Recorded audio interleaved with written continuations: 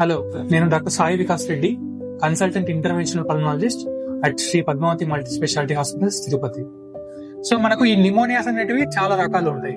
అందులో నంబర్ 1 వచ్చేసి bacterial pneumonias అనేటివి. సో ఈ బ్యాక్టీరియల్ నిమోనియాస్ అనేటివి ఏ ఏజ్ గ్రూప్ అయినా రావచ్చు, కానీ ముఖ్యంగా మనకు ఎక్కువ 60 ఏళ్ళ పైబడిన వాళ్ళకి ఎక్కువగా మనం చూస్తాము.